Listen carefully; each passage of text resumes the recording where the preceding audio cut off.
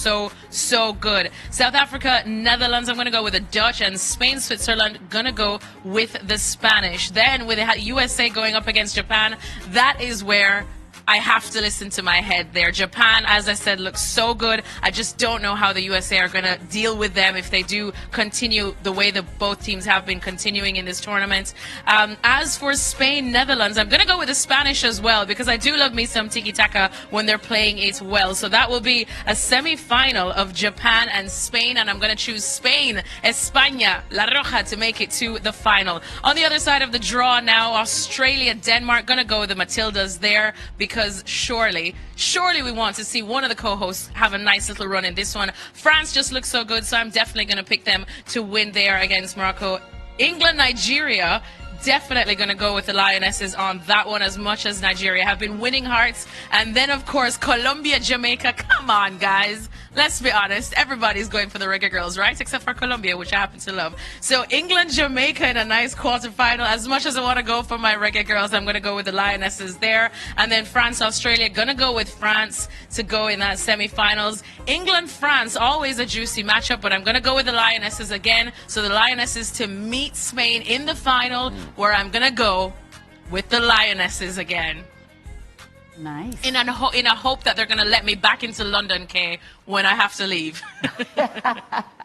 Obviously, Alexis did a lot of work with those Lionesses as well, closely with them throughout the whole of the Euros too, so got on the board there. What about you, Sebi? I don't think you'll be so favourable to the Lionesses. No. I like her Spain-England pick, though, because that's a very smart pick if you're going off the brackets. But I've done something a little bit different here. I think Spain and England might have the easiest paths to a semifinal and then final, but that's not how I think it's going to shake out. All right, so let's start with the U.S. side of the bracket. I got the U.S., as I just told you, going out against Sweden, so Sweden will advance. Norway, I've seen, nothing from them to suggest that they could beat a team that's playing as well as Japan. Netherlands, South Africa. I'm picking Netherlands, but this could be a really interesting game. South Africa has scored in every single one of their matches so far at this World Cup. Tembi Katlana is a player that's getting a lot of headlines, but they got Hilda Magaya who can score as well. So the Dutch will get by there, but it'll be very interesting.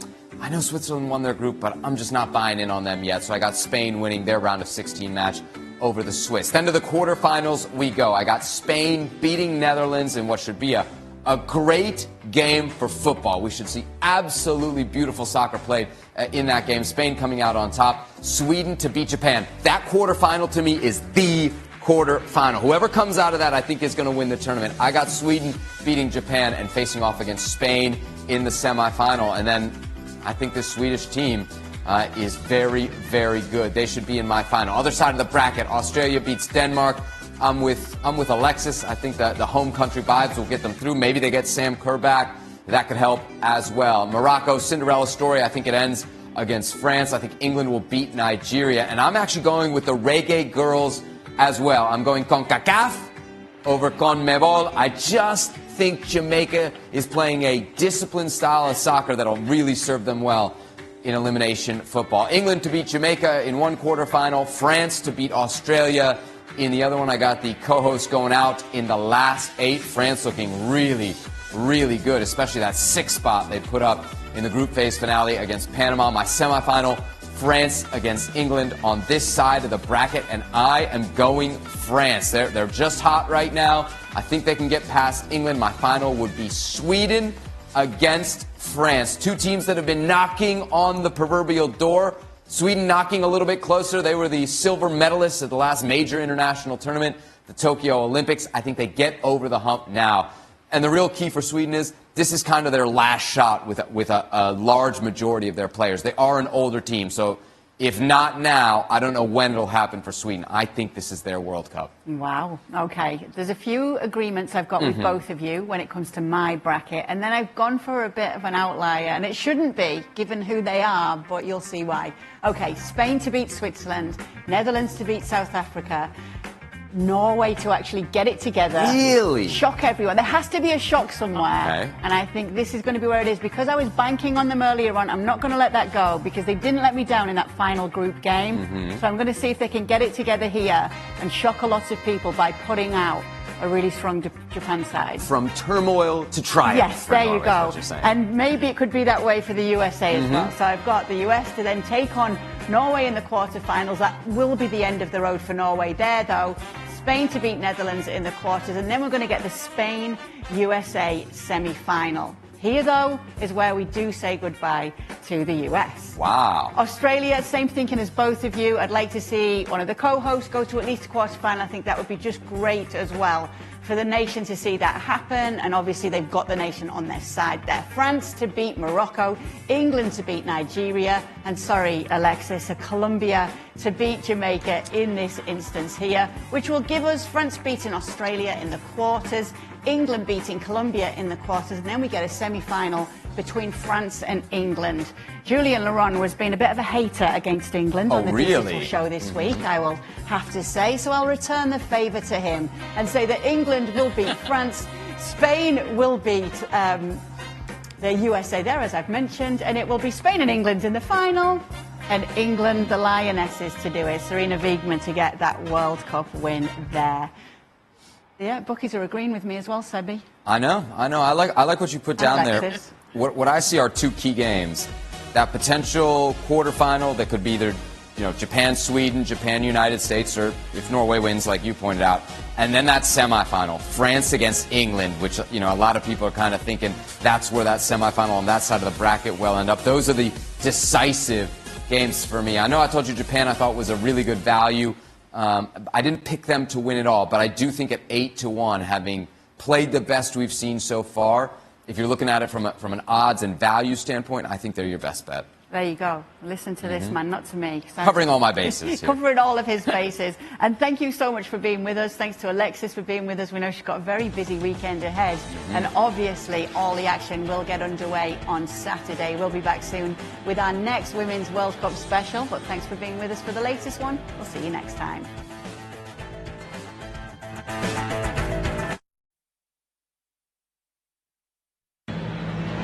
Ladies, gentlemen, boys and girls, and potassium enthusiasts from around the world. Tonight, you and thousands of your friends here live and the millions watching at home on ESPN2 have gathered here to witness something beyond your wildest imaginations. From Montana to Savannah, from the Isle of Man to Tokyo, Japan, the Banana Maniacs come from across the globe to witness this. This is not baseball.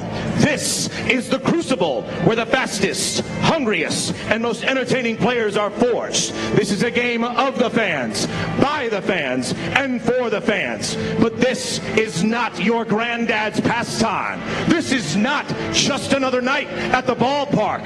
This game is baseball by birth, fruit by name, and an absolute worldwide phenomenon by the grace of God. This is the time for this capacity crowd in Savannah, Georgia, to get on your feet and give me your voices. Because this is the greatest show in sports. Ladies and gentlemen, this is Banana Ball. The starting lineup for yours. Welcome in to the 2023 Banana Ball World Tour, loved by Zappos.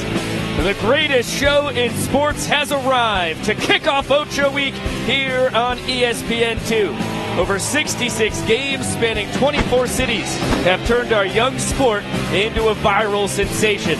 Played by former Major League All-Stars and World Series champions like Jake Peavy, Johnny Damon, Hunter Pence, and many more. Lightning-fast innings, dazzling dance moves, and mind-boggling trick plays are all to be expected here tonight. Now, let's get into the 10 rules that make Banana Ball the most exciting fan experience in all of sports.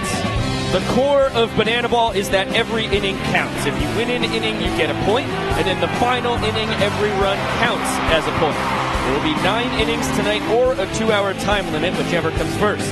Unless we are tied, which will force a one-on-one showdown tiebreaker, one hitter versus one pitcher with one fielder. There is no bunting. If you attempt to bunt, you will be ejected. There are no mound visits, and you cannot step out of the batter's box. If you leave the box, a strike will be called. There are no walks in Banana Ball. Ball 4 is a sprint, where the hitter and base runners take as many bags as they can until the 7 fielders behind the pitcher and catcher touch the ball, making it live again. You can steal first base on a pass ball or wild pitch. Both teams get a challenge that can be used on fair or foul balls, a force or tag play, or to see if the ball was caught or not. The challenge is reviewed by us in the broadcast booth and given down to the umpires. And for the first time in the history of professional sports, the fans get a challenge as well. There will be a fan representative who has to weigh the thoughts of their fellow fans and their own opinion on if the challenge should be used on any given play. And finally, the most fans first rule of them all: if a foul ball is caught by a fan, it is an out. And those are the 10 rules of Banana Ball. Welcome into the broadcast booth alongside Josh Chalevsky. I am Biko Scala. We are so happy to have you watching some Banana Ball here on a beautiful Thursday night out of Banana Land. Now, Josh, for the folks who have not been keeping close tabs on this tour over the first 66 games, the Party Animals were utterly dominant for the first 4 months, but since the start of June, the Bananas have turned a corner in a major way. Yeah, that is exactly right. It was the Bananas with a walk-off win on opening night on February 17th, but from then on out, the Party Animals had the upper hand through May, but it was the Bananas who put together a winning month of June and went 10-3 in July and are now the better team against the Party Animals. And boy, the Party Animals desperately need a win tonight. You could not ask for a better game on national television. Could not agree more. Let's take a look at how those red-hot Nanners align defensively tonight. From left to right in the outfield, it is Michael Vitamin Deeb, DR the Doc Meadows, and Vinny DeRubius. From third to first in the infield, Danny Hosley, Ryan Cox, Dalton Malden, and Eric Jones Jr. Bill Leroy's behind the dish, and Jared Donaldson is on the mound. And you've got 3 guys in this defensive alignment in the top 5 this season in trick plays, and it's Ryan Cox, the shortstop, nicknamed the Glove Magician, the first player in Banana Ball history to triple-digit trick plays. He's a wizard out there. Let's throw it down to Jesse Cole. It's time. So on 3, I need everyone here to yell, "Start the clock." 1, 2, 3.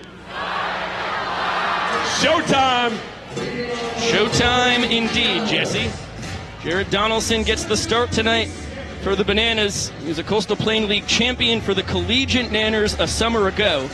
And before that, in his senior campaign at Georgia Southwestern State, he was the Peach Belt Conference Pitcher of the Year, the Southeast Region Pitcher of the Year at that. First team D2 All-American. Faces off against Reese Hampton, who comes up empty on Donnie's signature pitch, the splitter. Hampton, a 12th round draft pick by the Detroit Tigers back in 2018. Spent 3 years in the Tigers organization. And then one more campaign with the Arizona Diamondbacks in 2021. Was in the Atlantic League with the Gastonia Honey Hunters in the 2022 summer. That ball is going to dunk in fair down the left field line.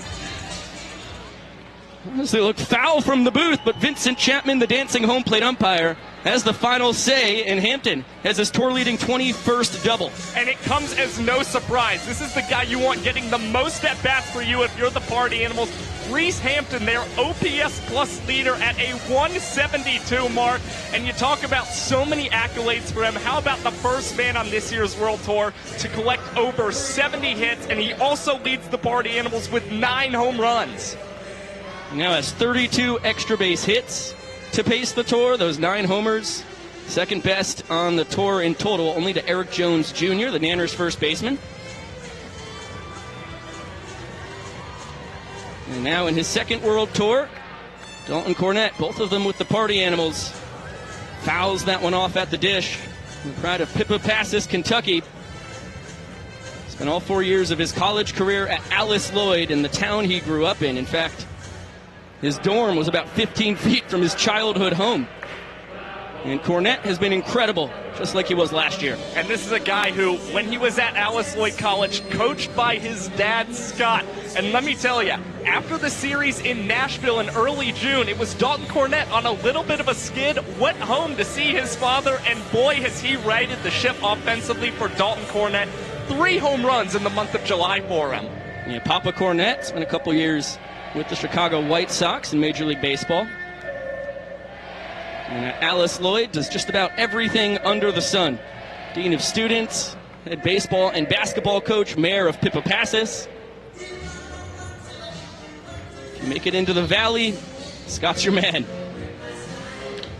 This one cranked into right center field. Excellent start for the Party Animals. Reese Hampton gets a stop sign from his head coach, Mike Vivacis, as the throw comes all the way home from Vinny DeRubius.